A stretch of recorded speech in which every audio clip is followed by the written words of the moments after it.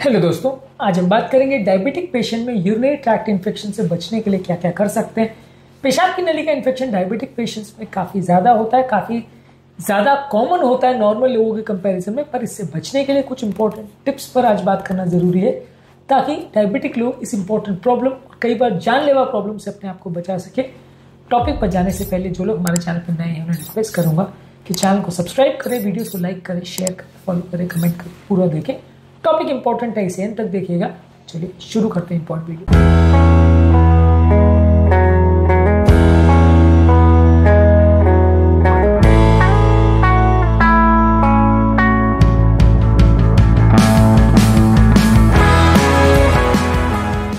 सबसे पहले डायबिटिक लोगों को जरूरी है कि प्रॉपर शुगर कंट्रोल का ध्यान रखें।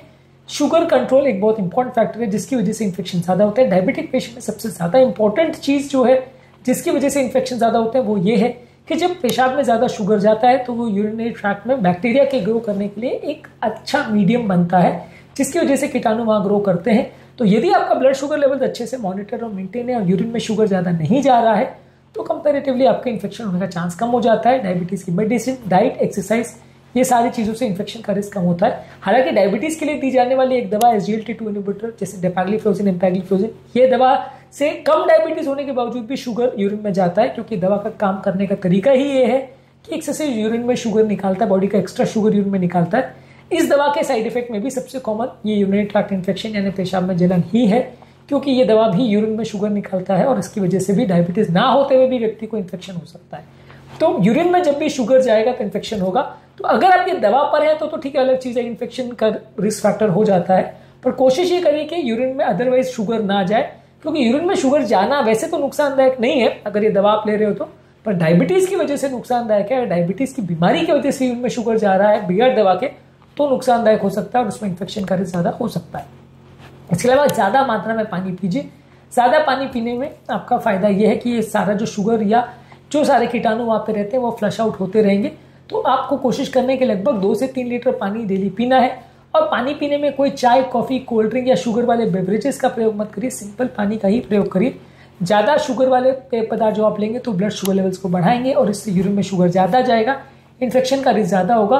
तो कोई भी मीठे पेय पदार्थ, चाहे वो फ्रूट जूसेस, कोल्ड ड्रिंक्स या कोई भी चाय, कॉफ़ी या इस तरह के पेय पदार्थ जिसमें शुगर ज़्यादा है, ये सारी चीज़ों को अवॉइड करिए। इससे भी इन्फेक्शन का रिस्क कम करने में मदद मिलेगी।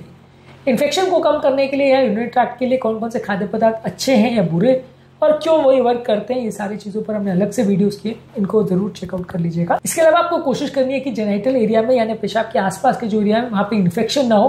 प्रॉपर उसकी क्लीनलीनेस वगैरह का ध्यान रखिए, प्रॉपर एरिया को क्लीन करें। अगर फीमेल पेशेंट है तो जब आप उस एरिया को टॉयलेट के लिए वाइप करते हैं तो आगे से पीछे की तरफ वाइप करें, ना कि पीछे से आगे। आगे से पीछे वाइप करने में आपके कीटाणु जो एनल एरिया के वो आगे नहीं आएंगे। अगर आप पीछे से आगे तरफ वाइप करोगे तो वहाँ के मौजूद कीटाणु पेशाब की नली में आ जाएंगे तो इन्फेक्शन का रिस्क बढ़ जाएगा।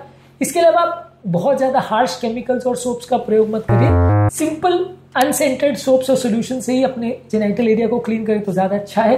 ज़्यादा बार क्लीन करें तो ज़्यादा अच्छा है, पर ऐसा नहीं है कि उस एरिया को गीला रहने दें। प्रॉपर क्लीन और ड्राई उस एरिया को रखें तो उससे इन्फेक्शन होने का रिस्क थोड़ा कम रहता है। इसके अलावा पेशाब को रोकना भी गलत है। अगर आप पेशाब को लंबे समय तक पेशाब की थैली में रहने देते हैं तो इन्फेक्शन का रिस्क बढ़ जाता है। तो बार बार आप पेशाब पास करते रहते हैं हर 3-4 घंटे में, तो उससे वहाँ पे कीटाणु को पनपने का टाइम नहीं मिलता है, वो फ्लश आउट होते रहते हैं तो इन्फेक्शन का चांस कम रहता है। इसके अलावा आपका ब्लैडर का फंक्शन जो कि कई बार डायबिटिक पेशेंट्स में कॉम्प्रोमाइज होता है। यदि आपके ब्लैडर का कोई इशू चल रहा है या पेशाब की जो थैली जहाँ पे इकट्ठा होता है वो प्रॉपर एम्प्टी नहीं हो रही, वहाँ पेशाब अटक रही है, ऐसा कोई सेंसेशन आपको हो रहा है तो डॉक्टर से मिलिए। यदि कोई ऐसा कोई बीमारी है जैसे पथरी है, प्रोस्टेट का प्रॉब्लम है, इसकी वजह से भी कई बार इन्फेक्शन हो सकता है, तो वैसा कुछ के लिए भी आपके किडनी के डॉक्टर को आपको मिलना जरूरी है। ये सारी प्रॉब्लम्स को सॉल्व करना जरूरी है, नहीं तो ये सारे प्रॉब्लम्स की वजह से डायबिटिक्स में और ज़्यादा इन्फेक्शन होते हैं।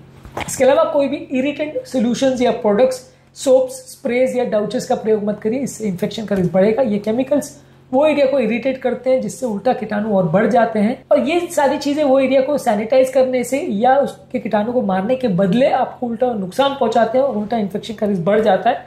तो इसलिए कोशिश करिए कि वो एरिया को अगर क्लीन कर रहे हैं तो बहुत माइल्ड सोप के साथ क्लीन करिए और बहुत ज़्यादा रगड़ के या बहुत ज़्यादा भारी हाथ से उसको क्लीन मत करिए ताकि वहाँ पे कोई एब्रेजन्स या इंजुरीज ना हो जिससे भी इन्फेक्शन का रिस्क बढ़ता है। इसके अलावा कॉटन के ब्रीदेबल गारमेंट्स पहनिए जिससे मॉइस्चर वहाँ पे इकट्ठा ना हो यदि आप बहुत ज़्यादा हार्ड या बहुत ज़्यादा खराब सिंथेटिक कपड़ों के अंडरवेयर्स वगैरह पहनते हैं तो उससे भी इन्फेक्शन का रिस्क बढ़ता है, इससे भी पसीना वहाँ अब्जॉर्ब नहीं होता है, तो उससे अलग अलग तरह के इन्फेक्शन का रिस्क होता है। इसके अलावा प्रोबायोटिक जो खाद्य पदार्थ है जैसे दही है, सोरक्रॉट, किमची, केफिर, ये सारी चीज़ों में नेचुरल बैक्टीरिया होते हैं जो आपके पेट के नेचुरल बैक्टीरिया और जेनिटल एरिया के नेचुरल बैक्टीरिया को पनपने में मदद करते हैं। इनको खाने से हार्मफुल बैक्टीरिया आने का चांस कम हो जाता है, तो इनको ज्यादा मात्रा में खाने से फायदा होगा। इसके अलावा अगर किसी व्यक्ति को बार बार अगर इन्फेक्शन हो रहे हैं तो कीटाणुनाशक दवाइयों का प्रयोग कर सकते हैं, क्रैनबेरी जूस का प्रयोग कर सकते हैं, और डी मैनोज करके एक सप्लीमेंट आता है जो कीटाणु मारने में मदद करता है। क्रैनबेरी के भी सप्लीमेंट्स आते हैं। ये सारी चीज़ों को डॉक्टर के सुपरविजन में डॉक्टर से डिस्कस करके प्रयोग कर सकते हैं। ये सारी चीज़ें कीटाणु को मारने में मदद करती है। इसके अलावा रेगुलर मॉनिटरिंग करिए। यदि आपको कोई ऐसे प्रॉब्लम हो रही है जैसे पेशाब में जलन, अर्जेंसी, या पेशाब में कोई धुंधलापन, क्लाउडीनेस आ रहा है, तो उसको प्रॉपरली मॉनिटर करिए। यूरिन में अगर ऐसा कोई लक्षण हो रहा है तो उसको ध्यान रखना जरूरी है। इसके अलावा आपको आपकी इम्यूनिटी को भी बूस्ट करना है। डायबिटिक पेशेंट में बॉडी की इम्यूनिटी कम हो जाती है, इससे भी कीटाणु के बढ़ने का चांस हो जाता है। तो ताज़ा फल सब्जी ज़्यादा खाइए, होल ग्रेन ज़्यादा खाइए, अच्छी नींद रखिए, मेंटल स्ट्रेस कम रखिए। बॉडी की इम्यूनिटी को बूस्ट करने के लिए क्या क्या चीज़ें कर सकते हैं इसको हमने अलग वीडियोस में डिस्कस किया, इसको भी जरूर देख लीजिएगा। इसके अलावा कैथेटर अगर किसी डायबिटिक पेशेंट में डाला जाता है तो इन्फेक्शन का चांस ज़्यादा होता है। यूरिनरी कैथेटर कई बार पेशाब अटकने की वजह से या मेडिकल रीजनों से डाले जाते हैं, अगर वो डाला जा रहा है तो और ज़्यादा ध्यान रखने की जरूरत है, इसमें भी इन्फेक्शन का रिस्क होता है। कैथेटर्स में इन्फेक्शन से कैसे बचे इस पर हमने अलग से वीडियो किया है। इसके अलावा सेक्सुअल एक्टिविटी के बाद भी डायबिटिक पेशेंट को ज़्यादा ध्यान रखना है। सेक्सुअल एक्टिविटी के बाद भी पार्टनर से पार्टनर को इन्फेक्शन हो सकता है। यदि कोई एक पार्टनर या दोनों डायबिटिक है तो इन्फेक्शन के फैलने का और ज़्यादा रिस्क होता है। तो इसके दौरान या इसके बाद भी इन्फेक्शन से खुद को बचाने के लिए विशेष ध्यान दें। सेक्सुअल एक्टिविटी के बाद इन्फेक्शन से बचने के लिए क्या क्या कर सकते हैं उस पर हमने अलग से वीडियोज़ किया है, इसको भी ज़रूर देख लीजिएगा। आज के टॉपिक में हमने बात करी कि डायबिटिक पेशेंट में पेशाब की नली में होने वाले जो बार बार इन्फेक्शन है, इससे बचने के लिए हम क्या क्या टिप्स कर सकते हैं, क्या क्या चीज़ों का पालन कर सकते हैं, इससे संबंधित कुछ यूजफुल टिप्स पर हमने बात करी। उम्मीद करूंगा कि आज के पॉइंट्स कुछ आपके लिए यूजफुल रहे होंगे। टॉपिक एंड करने से पहले जो लोग हमारे चैनल पर नए हैं उन्हें रिक्वेस्ट करूंगा कि चैनल को सब्सक्राइब करें, वीडियोस को लाइक करें, शेयर करें, फॉलो करें, कमेंट करें, पूरा दें।